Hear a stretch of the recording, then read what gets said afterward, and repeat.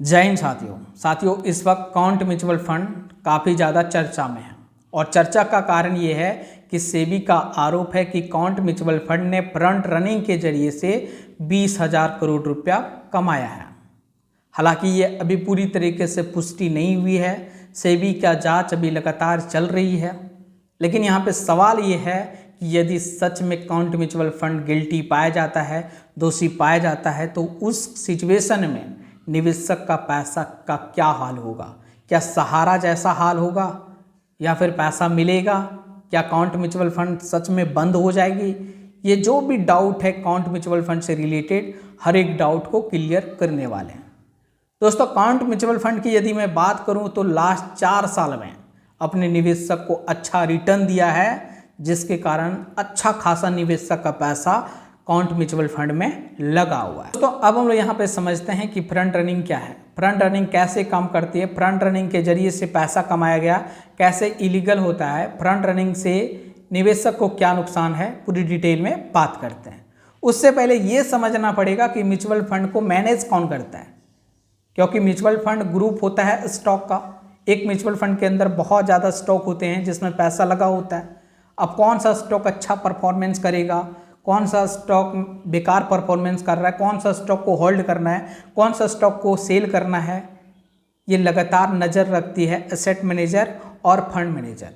यही लोग डिसाइड करते हैं कि कौन सा स्टॉक में पैसा लगाना है, कौन सा स्टॉक को सेल करना है, ताकि निवेशक को अच्छा रिटर्न मिल सके। तो फंड मैनेजर और एसेट मैनेजर को सारा बात पता है कि मुझे कौन सा स्टॉक को बेचना है और कौन सा स्टॉक को खरीदना है। अब यहीं से चालू होती है फ्रंट रनिंग। कैसे काम करता है, इसको समझने के लिए हम एक एग्जांपल से आप सभी को समझाते हैं। देखिए, मान के चलिए एक एसेट मैनेजर है और फंड मैनेजर है। उन लोगों को पता है कि मेरे पास मोटा डील आने वाला है। सपोज 5,000 का डील आने वाला है, तो जो 5,000 करोड़ रुपया फंड मैनेजर और एसेट मैनेजर के पास आएगा, वो क्या करेगा? शेयर को खरीदेगा। कौन सा शेयर खरीदेगा? वो पूरी तरीके से रिसर्च करेगा कि जो स्टॉक अच्छा परफॉर्मेंस करने वाला है, उन लोगों को पता है। अब उन लोगों को पता है कि मुझे XYZ एक शेयर है, उसको खरीदना है, अगला सप्ताह खरीदना है या फिर अगला दिन खरीदना है। तो वो लोग क्या करेंगे?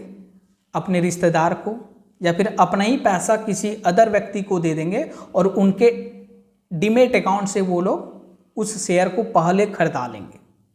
वहाँ पे 100 रुपया, 200, 5 लाख, 10 लाख रुपया की ट्रेडिंग नहीं होती है। 1,000 करोड़, 2,000 करोड़ का ट्रेडिंग होगा। ऐसे ट्रेडिंग हुआ।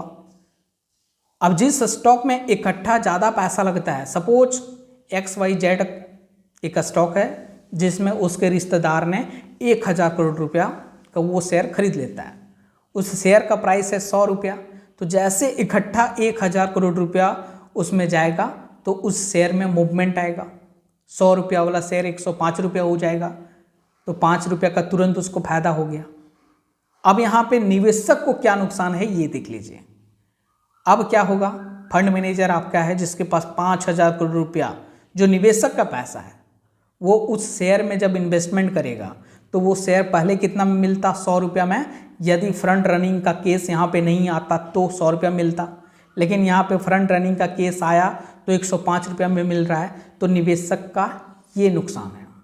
अब जैसे 5,000 करोड़ रुपया इकट्ठा फिर से फंड मैनेजर वहाँ पे डाल रहा है, उस शेयर को खरीद रहा है, तो फिर से उस शेयर में मूवमेंट आएगा। तो वो शेयर मान के चलिए फिर से 5 रुपया बढ़ गया, तो 100 रुपया से 10 रुपया तक बढ़ गया, यानी कि 110 रुपया उसका चल गया। तो अब ये लोग क्या करेंगे? एग्जिस्ट हो जाएंगे वहाँ से। 10 रुपया कमा के एग्जिस्ट हो गया। अब यहाँ से फंड मैनेजर को, एसेट मैनेजर को कमीशन चल गया या फिर उनका पैसा है तो यहाँ से चल गया।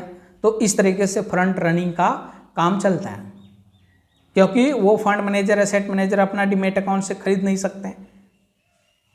तो ये एक इलीगल प्रोसेस है। इस तरीके से पैसा नहीं कमाया जा सकता है, ऐसा सेबी का एक रूल है। और यही आरोप लगा है कि जो काउंट म्यूचुअल फंड है इस तरीके से पैसा कमा रही है। तो दोस्तों, अब यहाँ पे सवाल आती है कि यदि सच में काउंट म्यूचुअल फंड गिल्टी पाया जाता है, दोषी पाया जाता है, तो उस सिचुएशन में निवेशक का पैसा डूब जाएगा या फिर पैसा मिलेगा? कंपनी बंद हो जाएगी? तो देखिए इसका आंसर कोई भी आपको फिक्स नहीं बता सकता है, कुछ भी हो सकता है, कुछ भी यहाँ पे गारंटी नहीं है। हो सकता है सेट मैनेजर फंड मैनेजर को निकाल दिया जाए, फिर से कंपनी अच्छे तरीके से रन करने लगे। तो आपकी मर्जी, आपको होल्ड रहना है तो रहिए, निकलना है तो आप यहाँ से विड्रॉवल कर सकते हैं, क्योंकि इतना बड़ा रिस्क लेना कोई ज़रूरी नहीं है, क्योंकि आप सभी ने देखा कि सहारा इंडिया का क्या हालत होके रखा है। तो आज के लिए इतना ही, फिर से मिलते हैं नेक्स्ट वीडियो में।